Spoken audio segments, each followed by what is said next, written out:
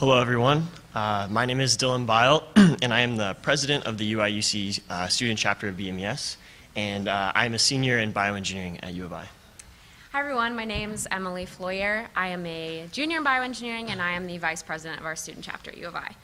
So there's been a lot of mentor program questions throughout this morning, so hopefully we'll be able to answer them. And so one thing that makes our mentor program a little unique than some of the others that you've heard is it's purely undergrad.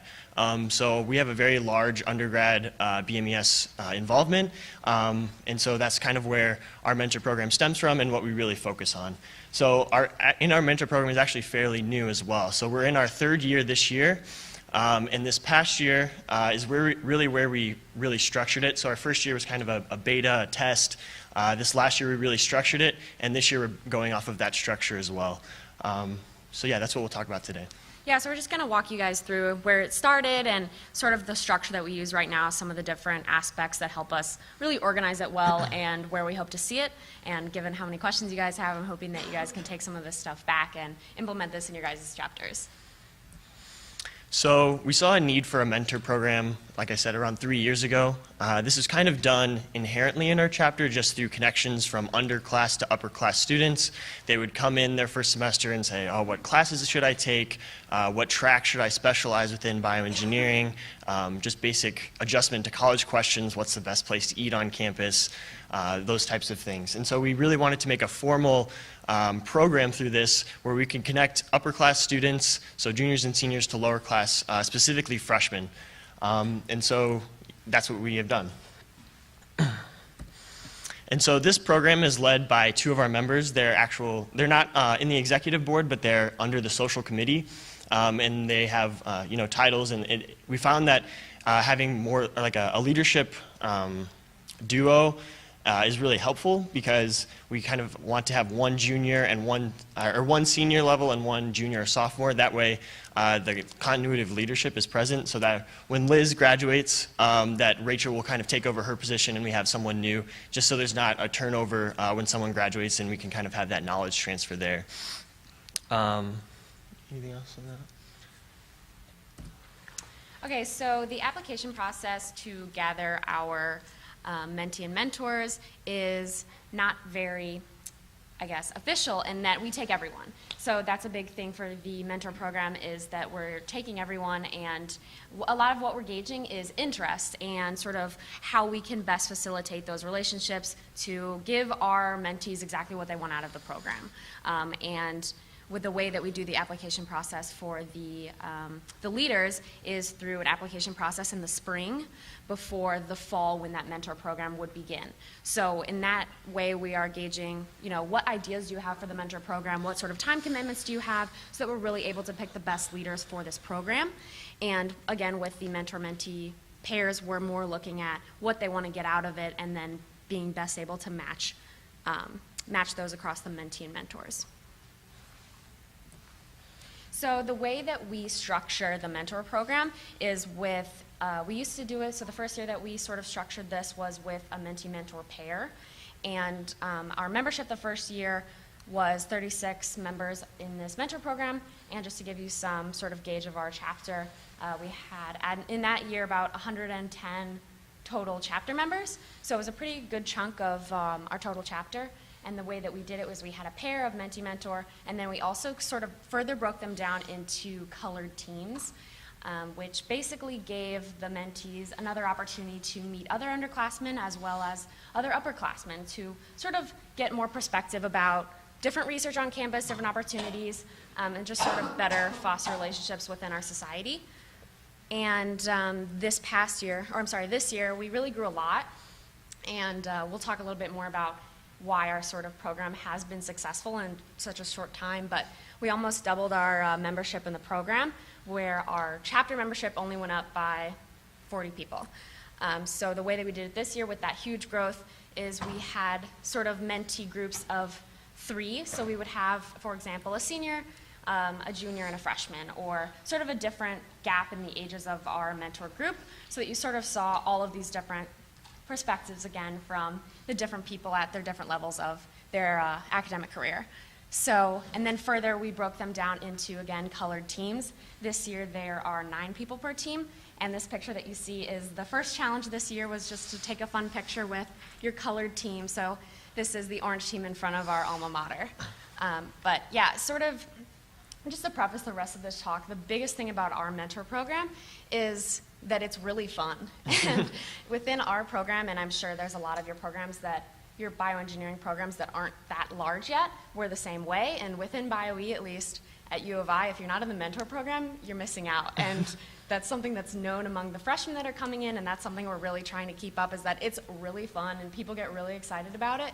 And it's not so much, you know, oh, you're gonna meet and talk about resumes today. It's, oh, you're gonna meet and take a really cool picture. And a lot of times freshmen know what they wanna ask and they know what they need to know from the upperclassmen, but they just kind of have a hard time sitting down and having those conversations without really having that connection first. So that's something that we really try to accomplish, is getting them more of a relationship that can then be utilized throughout their time at college.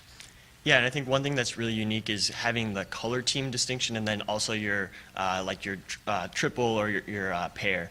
So the color teams have an opportunity for a little bit more large group. You can meet some other mentees at your level and talk to other mentors that have different experiences. And then for specific questions, you can really just talk to your specific mentors. And I think having the groups of 3 this year is actually really helpful, because a lot of times sophomores still have those questions of, what classes should I take, what should I do after I graduate, and the junior or senior level can provide the sophomore with, and the freshman with some mentorship. So that middle level is kind of, they're still a mentee, but they're still a mentor as well, because they're still going through their, kind of their introductory classes and trying to figure out what they want to do with their BioE degree. So these past 2 years, we've had program themes. So the first year that we did it, it was just kind of an extension of social events. So they would just be mentee-mentor program events that were separate from our regular social events. And so we would just have like ice cream socials. We did do some professional development as well. So we had like resume reviews with your mentor and mentee. But it was really kind of sporadic throughout the semester. There was really no structure. So this past year, we decided to make a theme and really structure it so there'd be challenges monthly and also bi-weekly as well. So the Amazing Race was our theme from last year, and people really enjoyed that. So basically, you were split into your color teams, and so there were specific color team challenges as well as just mentor-mentee pair challenges. So this could just be, go and there's like pictures around campus, and you had to go discover what the pictures were. And so we've discovered that having some type of fun activity really helps people meet each other better. It can kind of be awkward if you're just meeting someone for the first time over coffee, you don't really know what to say, but having some activity to go do. So a lot of time with these like scavenger hunts or pictures, you're walking around campus, and so between each of these like places you have to go, you have to talk to these people, and you have to network and get some ideas on what you should do for in your undergrad career. That's a question. Yeah. Yeah.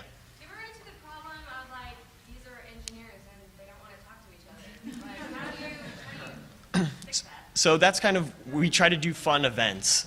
So I would say we're all pretty social, and there might be some on the shy side, but that's kind of up to the mentor to kind of bring those people out of their shell a little bit and get them integrated into the group. And that's, I think, where maybe instead of like the pairs themselves, that's a better fit, to have those conversations with the people that are more shy. But in the color teams, it's really about, just having fun with it. And then, then hopefully they'll come out of their shell a little bit. Yeah, and I would say the group of 3 thing that we did this year, where there's actually a group of 3 with a, mentee, mentor, that sort of thing has also helped with that, because if you do have a sort of a shyer personality, then there is someone else to sort of fill in the gap with a question or something like that. So that's not really something that we've had issues with, and I think sort of giving people a challenge or having something that they're focusing on besides, oh my gosh, I need to be mentored. It was a really good way to sort of get people out of their shell and to be building relationships, and then those questions sort of come organically, and people seek help when they need it and don't feel awkward about it because they ran around campus and threw chalk on the top of the building.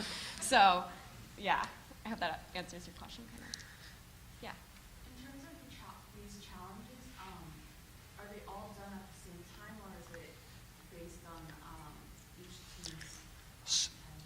Yeah, so it's whenever the team can meet. So I'll talk about the final challenge for the Amazing Race, which is when everyone had to meet at once. But usually they're posted, and we'll get to kind of our communication as well. So we have a Facebook page, and so they're posted on the Facebook page. And usually the monthly challenges are posted at the beginning of the month, and they have until the end of the month to complete the challenge. So usually they're a little bit bigger in nature, maybe take a little bit more time. And then sometimes there's like surprise challenges. So like our co-leaders will post something at like 4 in the morning, and whoever gets it done first gets the points. So that's kind of, just so people, it's not, the point system that we've created, it's not too competitive, so it's not a really big deal if you don't get the points. It's just some type of fun way to calculate how much you're meeting and how involved you are. So it varies, but usually there's like a deadline to get the challenge completed. So yeah, kind of going off of that, so people, as they complete the challenges, they get points. And so at the end of last year, we had kind of this big scavenger hunt across campus, and the teams could turn in those points for clues for the challenge. And so that was kind of the incentive. The more points you had, the faster you could complete the scavenger hunt, and then you were named like the mentor-mentee winner.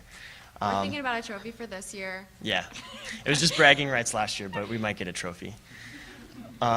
And so, yeah, the theme this year is Survivor, so we're kind of sticking with the TV theme. That might change, but that's what it is for now. And so, again, the groups are kind of competing this semester in their color teams. First semester, they have a lot of questions, different questions, so I think having them in the larger groups helps. And then second semester, they'll be competing as their teams of 3. And so this theme is kind of unique because at the end of each month, there'll be a vote. And so whoever has the most points for the vote actually gets 5 points subtracted from their total, so they're kind of like voted off the island.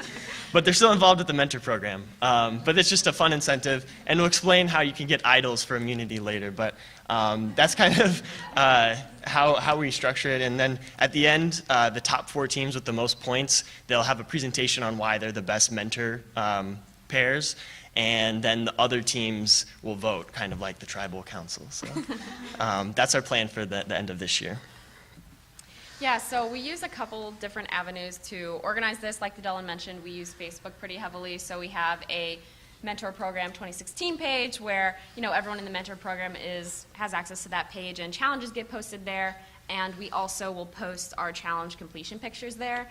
So this is a really fun thing to do because we can see the different submissions coming in and view other teams' photos, and it's a really cool way to sort of have fun with that and to see other teams competing and see the progression of the program. And it's also a really easy way to communicate with everyone because obviously most people have Facebook, and if not, you can make one pretty quick. So we've found a lot of success in doing it this way.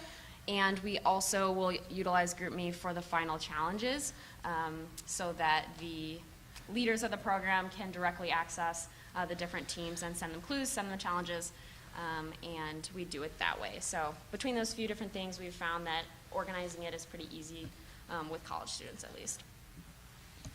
So one goal that we had for this year is furthering our involvement of the mentor program into our regular student chapter events. So before, the mentor program events were kind of separate. But now we're trying to get those mentor-mentee programs to come to our, just general events. Most of them are very involved and do come anyway, but it's just another incentive to come. So like I mentioned, the idols can be collected by going to one social, one outreach, and one technical event in a month. And so that would be for their entire color team. So that's 9 people. So it's kind of, you can imagine they're supposed to be kind of hard to get, but it's also supposed to improve membership or attendance at other events as well. And one large thing that happens at Illinois in the spring is an event called Engineering Open House. It's like one of the largest collegiate project fairs in the country. So there's over 500 projects, 20,000 people come in. And so we're really promoting, especially our freshman students to become involved with that to get hands-on experience in engineering, and specifically to lead projects as well. So we found that having projects led by freshmen is a really good experience for them to kind of get some hands-on experience and leadership experience going into their sophomore year when they can start, looking at internships or REUs. And so that's kind of something we're focusing on this year, and with that incentive with the idol in our program theme. Yeah, and I would say sort of the way that we structure the mentor program in really highly targeting the freshmen has been really successful in boosting our membership over those years. I mean, if you grab the freshmen and really utilize their excitement as soon as they get on campus, you can really make them long-lasting members of the society. So that's something we found is, the freshmen come in with so many questions and are really excited to get involved in everything, and if you can really harness that energy and put it towards, the mentor program and EOH, they will stick with your society. So sort of the chapters that we're talking about not really utilizing freshmen, I would definitely recommend that just because you can't replace the energy that the freshmen bring in, and every year they sort of revive our society and give us so many new ideas, and that's something we'll definitely continue and hope to increase our membership every year within the freshman class. Yeah, so this is just a collage of some of our mentor pictures from the past 2 years, but sort of where we hope to see this go as our program grows, as the department grows, we also look to improve the membership of our mentor program. And from this past year to this year alone, it's been a really big growth, and that's something that we handled really well and hope to see continue. But also we really want to start getting the grad student chapter involved. So we do have a grad BMES at Illinois. It is not as involved as we would like it to be. So that's one way that we're going to hope to improve in the future is getting the grad students involved with this. They probably, would also be excited about these challenges, and we hope to integrate them also. And we also want to try and better increase our industry focus on this. So, in sort of with the freshmen going through their career, we want them to have access to people in industry and just sort of increase those opportunities within that realm. So, that's utilizing alumni as well as personal connections within industry, and we hope to see that improve over the years as well. Yeah, so thank you guys so much. If anyone has any questions, please ask.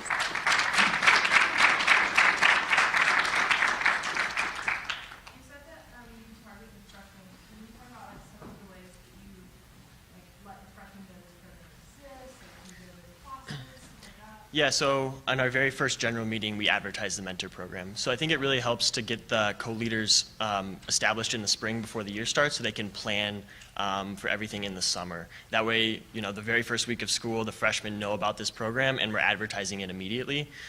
So really our first general meeting is where we advertise this the most, and then also in our newsletter. I think we don't go to any of the classes. BMES in general goes to the classes just to talk, but, and yeah, that is something that we bring up, so. Yeah, I would say we definitely target the freshmen with BMES as a whole very heavily, and then sort of the mentoring program is advertised in a really fun way, and we announced the theme. We announced the theme at the first general meeting and had a lot of verbal excitement about the theme this year. So just sort of making sure that we're including them in BMES and then just sort of heavily marketing the mentor program as best as we can. How do you ensure that the mentors stay active? Because I feel like once the mentors are inactive, that the mentees Yeah, so that kind of goes with the Facebook page as well. So you can see who's posting, and there's score updates. So it's kind of an incentive, everyone knows how involved you're being. And then the co-leads will also, if they see a group that's kind of struggling, they'll reach out to that group and say, hey, is there anything we can do to help?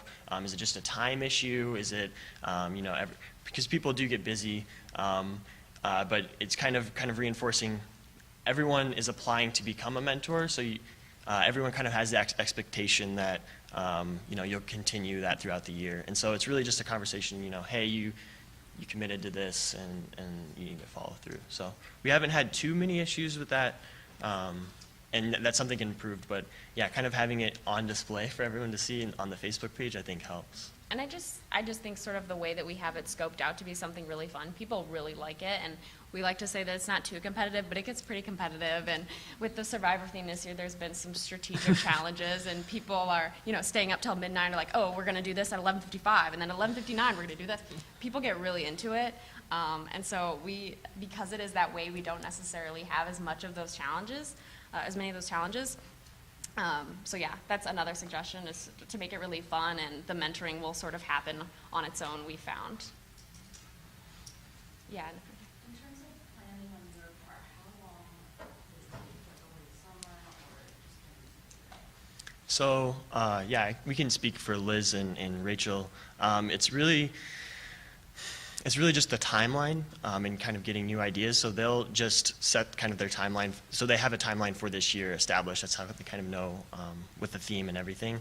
And so I would say it's not too heavy just to plan the events. Some of the more, I guess like the scavenger hunt last year, that was like kind of time intensive because they had to go to the different locations and they had to be communicating. And so it's just like with any kind of social event they have to plan. But really it's just, getting rooms established, for having a speaker come in, getting, the speaker to come. And so I would say it's no more work than any other event that you would put on. But really that summer is used for the timeline and to kind of get it, an outline. And because it's all undergrads and we haven't sort of delved into the industry partners yet, it has been a little bit easier just to sort of coordinate in that way. So, yeah. So wondering, what difficulties did you guys face when you went from, I think like your mentoring program almost doubled from year to year, so what difficulties did happen when this expanded? Because I know for our chapters, we probably have like 100 people who sign up, and the issue is the level of how many people are interested is very different, and if we wanted to implement something like this, I'm wondering if it would be possible with the size of our program. So this year we have 63, so it's still kind of yet to be determined. So far, everyone's been pretty active, and I think having those color teams with a little bit larger groups helps too, because let's say, especially at the beginning, if 2 out of 3 mentors can't be, or if one mentor can't be there, but there's 2 others, then that they can be there for the other mentees. In terms of scaling it up larger, it's just a lot more planning, and you might have to, make it 2 different groups or. Yeah, I think sort of the way we have it with the Facebook page, and it's almost sort of a hands-off program once it gets going. I mean, our leaders will post challenges to Facebook every few weeks or every few days, but other than that, they're not, going along with the mentor-mentee pairs and taking pictures or, in that way, it's sort of, they have the initial planning sessions and they have it all laid out and then they're just sort of executing along the way. So in that way, sort of the scaling up process for us wasn't too bad. It was just more people that were, doing these challenges and meeting up, but Yeah, because you don't necessarily have to find a time that 100 people can meet because they're doing it on their own. So we haven't really run into issues with like meeting times or anything like that. yeah. Can you speak more to about how you're identifying groups that aren't being very interactive or active and how you reach out to them?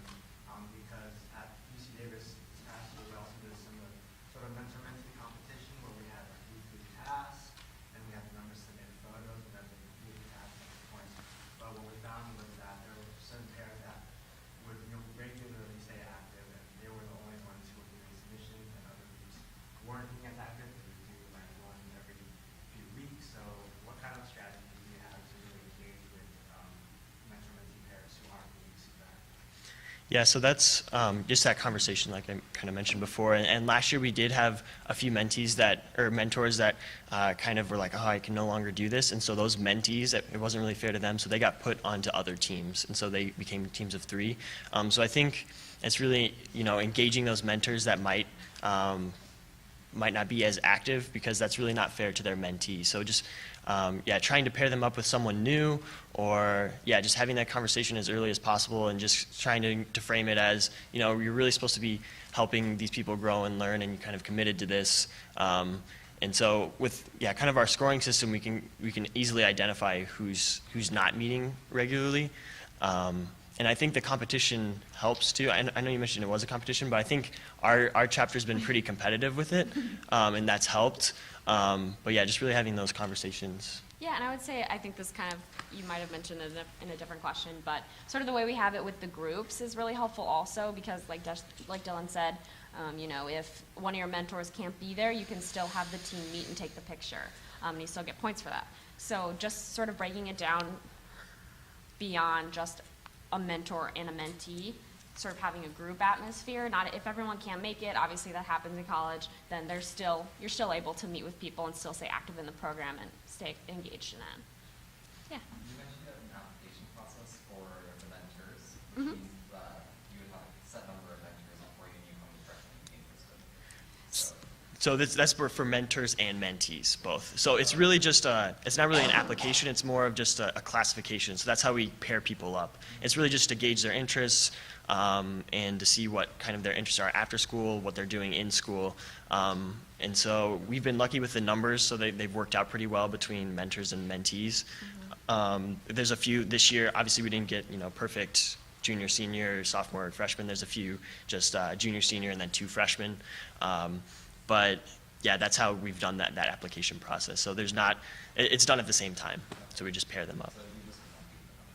Yeah, kind of, yeah. Yeah. Yeah, thank you so much.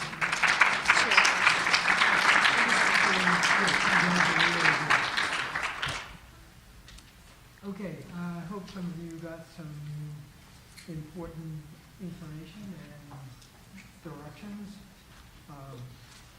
It seems that all of this interactivity depends on 3 factors that I can see. One is an engaged leadership. The second is fun. Your people should be having fun while they're mentor or mentee. And the third one is a feedback control of what's going on, who's doing it, who's not doing it, and a method for adjusting that if you can. And those are the important issues that I think mentor-menteeship. And it's going to change. It's going to change by the personalities of the people they're going to move through, as any other group does in a university. So anyway, our final, next to final, award is for the Chapter Industry Program Award.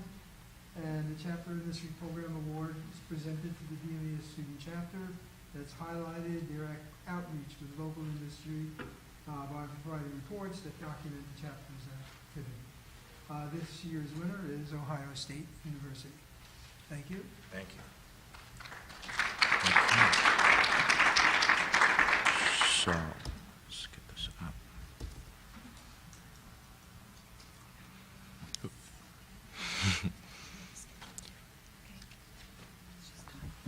Sure, I'll try.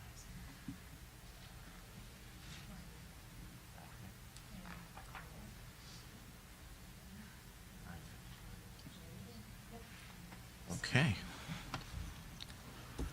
All right. So, hi everyone. My name is Jesse Fine. I'm the president of Ohio State's BMES. And I'm just going to talk to you about our professional development and networking. I've very much geared this presentation towards chapters that may not have a well-established program, because a year ago we didn't either. So if you have any questions, feel free to raise your hand and ask at any point. And yeah, I hope you get something from it. So a few goals of our PD program. We've kind of segregated them into education, awareness, and opportunities. Education, provide our members with the necessary education and resources, and to teach them just about the work that's being done. Awareness is more for industry members than it is for us. That pertains mostly to letting industry partners know who we are and what we do and kind of establish our own presence within the state of Ohio. And then opportunities, which is going to be our largest portion, and that's just allowing our members to form these connections and holding events that allow for the right amount of digging by our members, and I'll explain what that means in a minute. So just a few events that we hold. Education, we have a resume review through our mentorship program. We do have a specialized mentorship program that if you're based in, or you're pre-industry, we pair you up based on that. And our school also holds various events. There's an engineering and healthcare summit that was held last year, and we kind of hop on board with those and benefit from them. Awareness, I'll be talking about all these later, but BioOhio, which is an organization that works through the state of Ohio in biotechnology.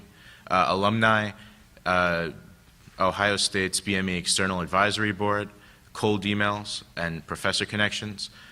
So all of those essentially just involve getting the word out. As president, I have to attend Ohio State's External Advisory Board meeting, and that's just people from industry who come to give the department advice. Cold emails is a primary way of reaching out. Again, I'll elaborate on that more. and then just connections through professors that are involved in research associated with industry.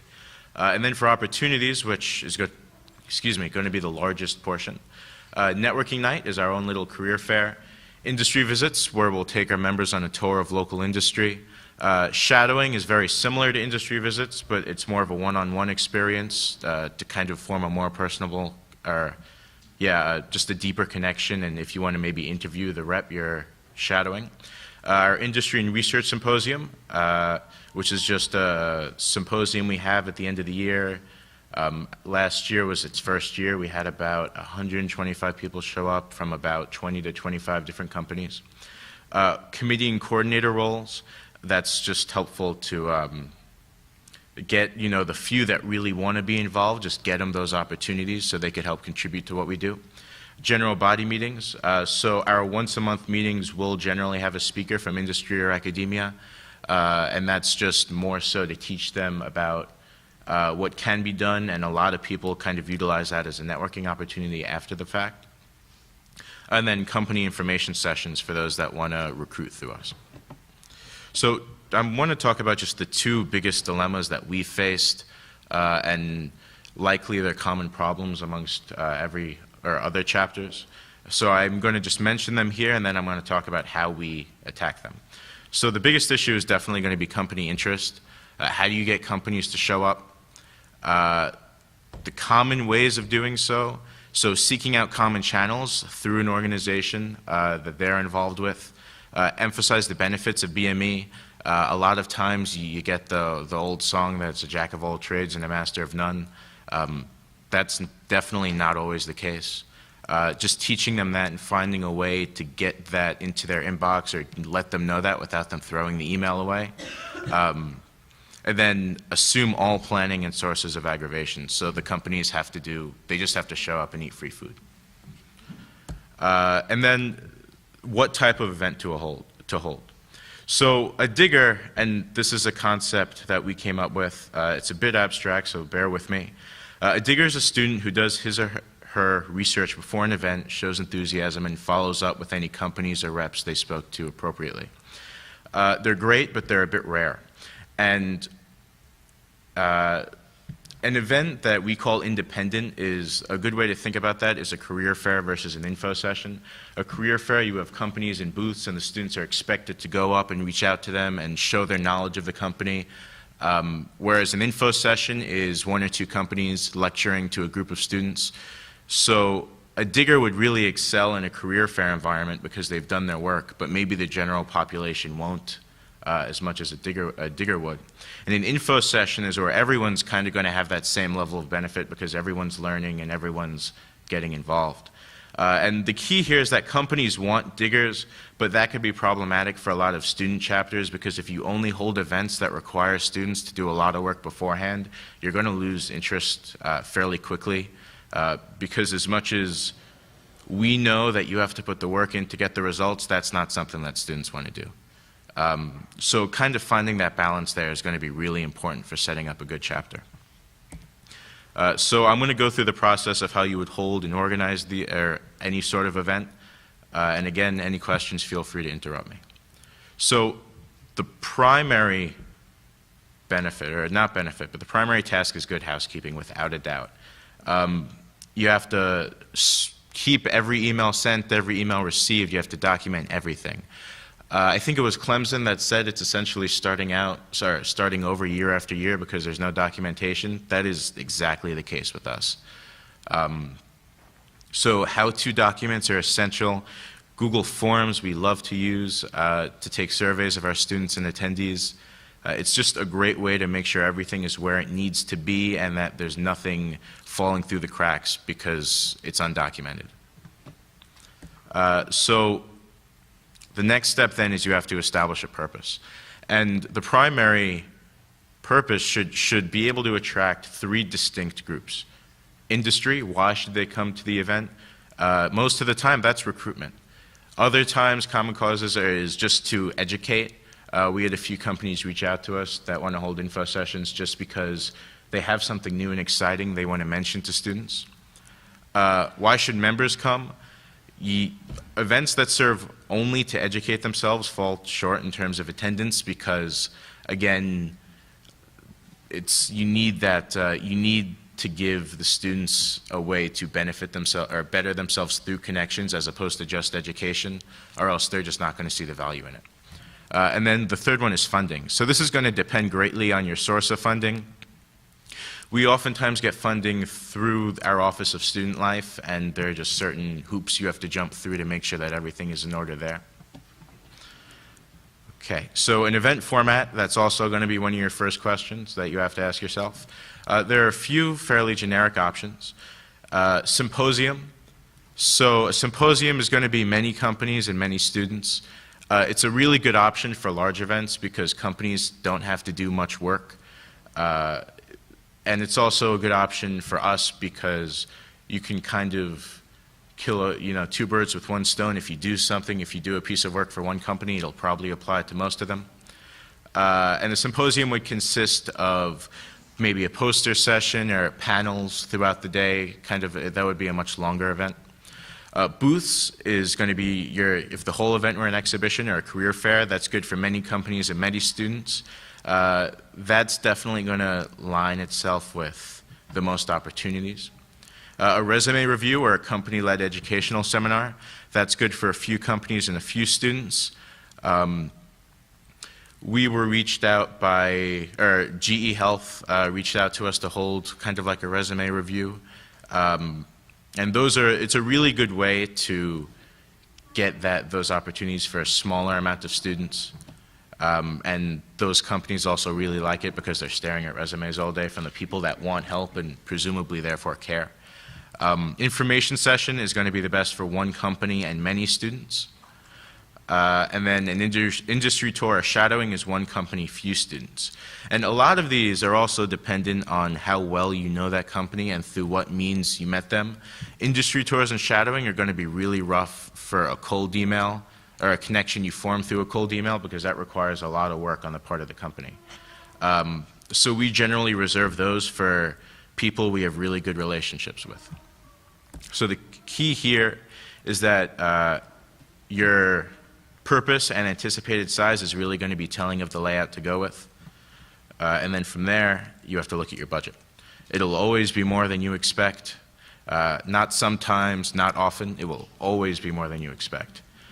We receive funding from our Office of Student Life. You can receive funding from your department. Industry and attendance, so our networking night, which is our own career fair, the industry standard is to have them charge you, or for you to charge them to attend. We actually got around that this year. We ended up doing is we worked with our Office of Student Life to get some funding. We opened the event to a few more majors, and we were able to donate all our proceeds to charity, and that's another great way to get companies in attendance. And then the fourth is BMES. So if you submit your CDR, you can request grant funding once a year. So garnering industry interest. Again, it's easily the biggest challenge and variable you'll face. You start with your connections. And again, don't forget companies that work closely with your department or professors. Those need to be the connections you use for industry tours or shadowing. Again, it's just the most work on their part. You're not going to get a cold email to set one of those up for you unless the person is really, really nice, because it's just not worth the effort if they don't have a face to the name and they don't have a connection with you. Next, go through school recruiting services. So Ohio State, as most schools do, have an engineering expo. We work very closely with engineering career services to kind of make sure that companies that register for that expo know who we are and know we're offering this event. Because they obviously, a name like Ohio State has a much larger reach than the Biomedical Engineering Society at Ohio State. Looking at organizations you're involved with. So we are involved with an organization called BioOhio, and most states have those. What they do is they're a biotechnology organization that is centered around bringing together not different industries, but different companies within the biotech space. They hold our event, or our org in particular, holds a lot of networking socials and exhibitions and just a lot of really great ways to get to know a lot of people. think I mentioned it a little bit later, how to get more involved with them, but just playing an active role in that organization is great, because most of the time they're a nonprofit and their leadership is maybe 5 or 6 people. Volunteering at those events and just getting to know them is really key, because then they can make introductions for you. And then looking for more relevant organizations, which in our case would be BioOhio.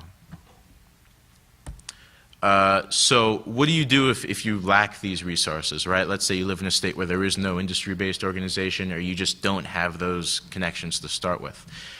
Cold calling is an option. Last year or the year before that, we started with cold calling. And it's not ideal, but it is a solid way to start. I would always call first, though, rather than sending a random email.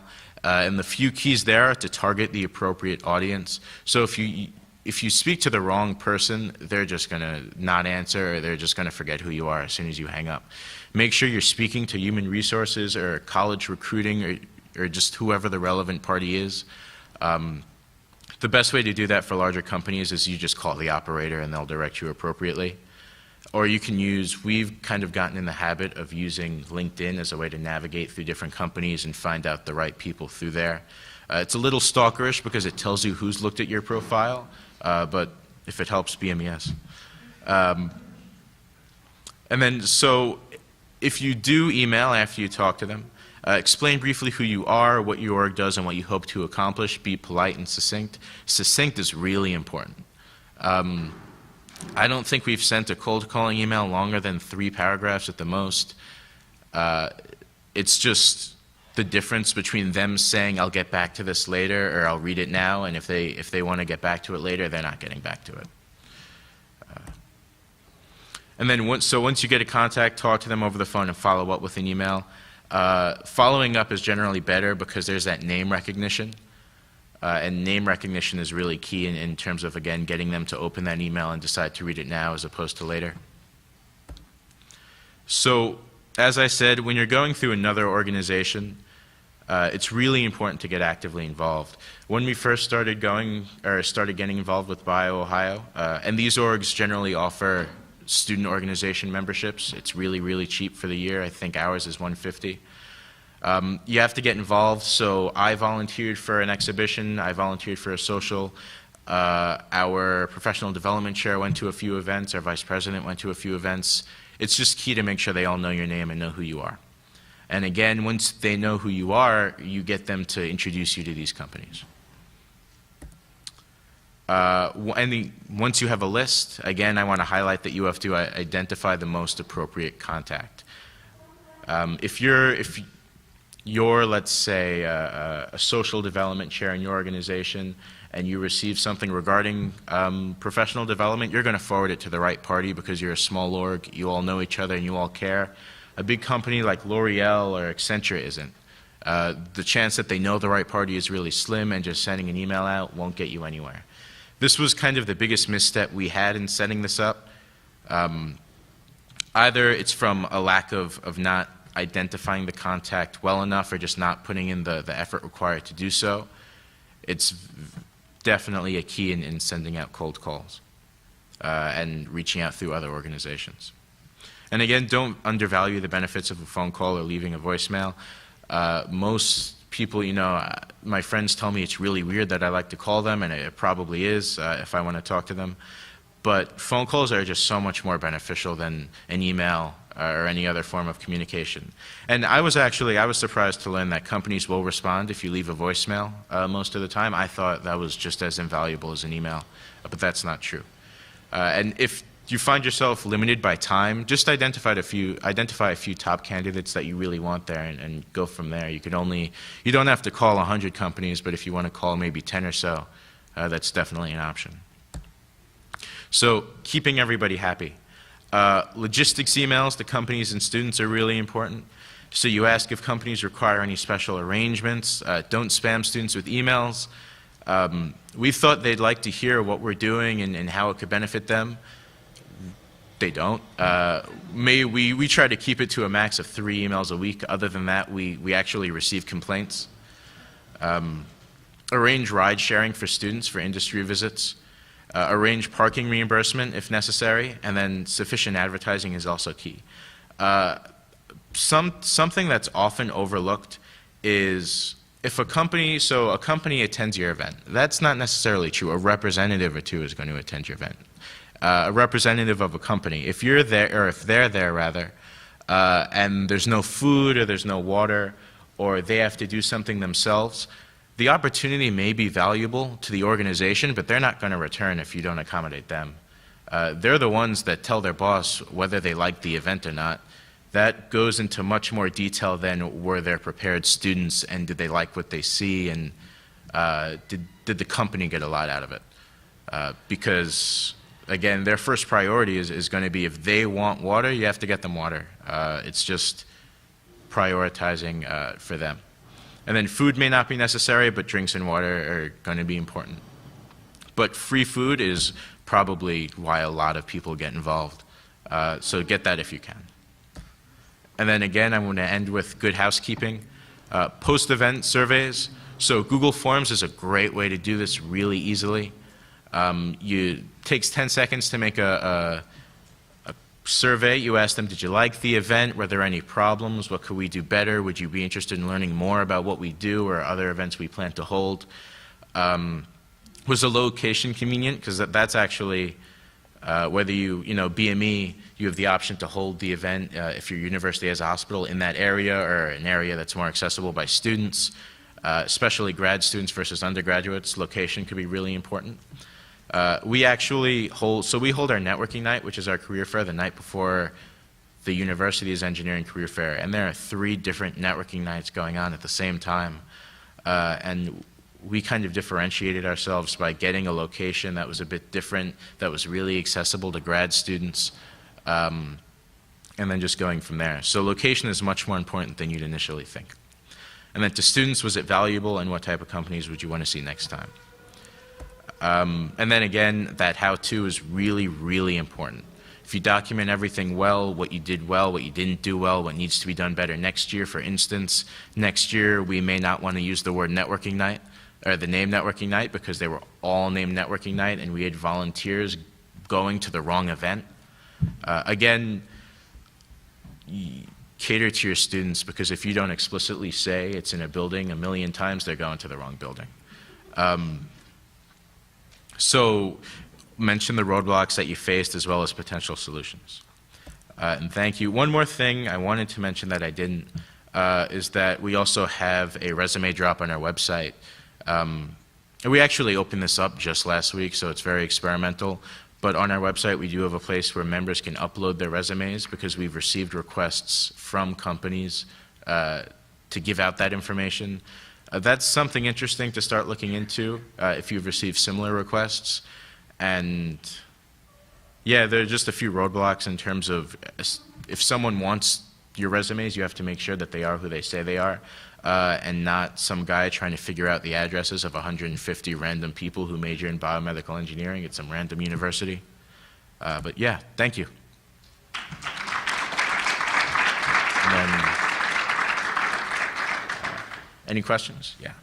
So, do you have any experience expanding to companies outside of your geographic range? Because we've had success with companies in Chicago or Indianapolis, for example, being in Illinois.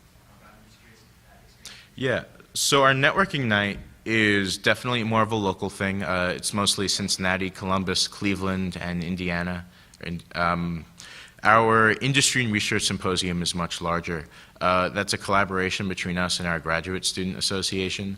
I think the keynote is from Boston Scientific, right? So if you do, the obvious statement here is if you're working with people who aren't in your geographical area, it needs just to be a larger event. You have to build your way up to that level. You can't just start with be the keynote at our organization without having other companies registered, because then they don't see the value in it. Of course, that does provide a lot of difficulties in terms of the logistics of planning an event, because if you do it, you have to do everything that much further in advance so that the keynote is the last thing you get, but it's also sufficiently far away from the event. So that's just building up to it with really good planning and really good housekeeping, as I said. Anything else? Yep. Of the types of events that you mentioned, symposiums, do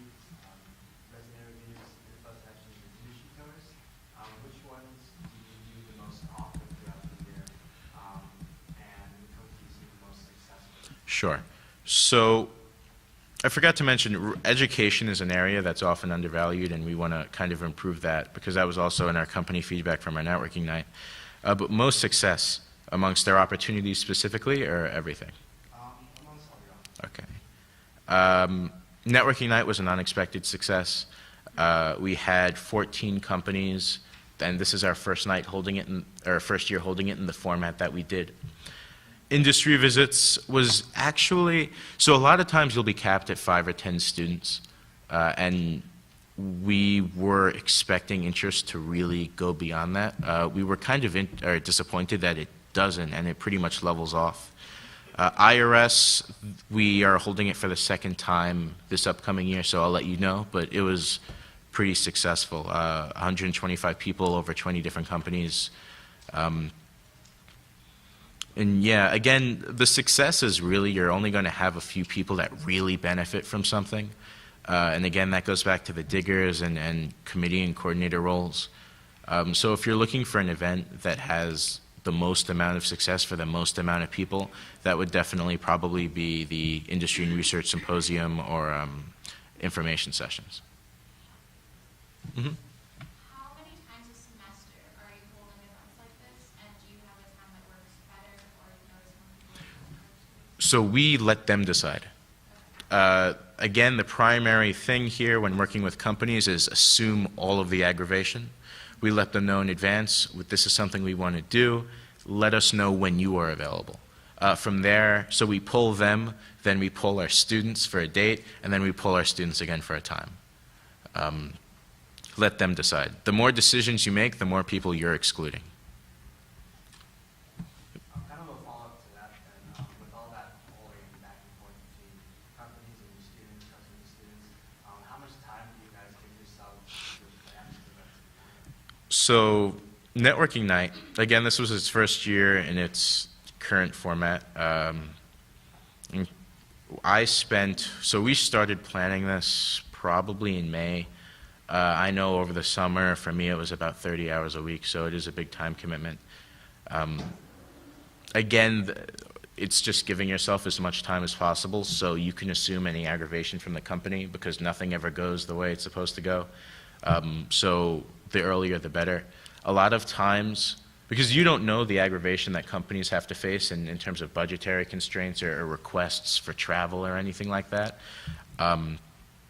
And if you wanted to get crazy, you could look at when their fiscal year starts and you go from there, but that's unnecessary. So just as early as possible to make sure you are working within the confines of when they do all their budgeting and planning. Yep. What avenues do you use for communication as far as letting your students know that these events are going on?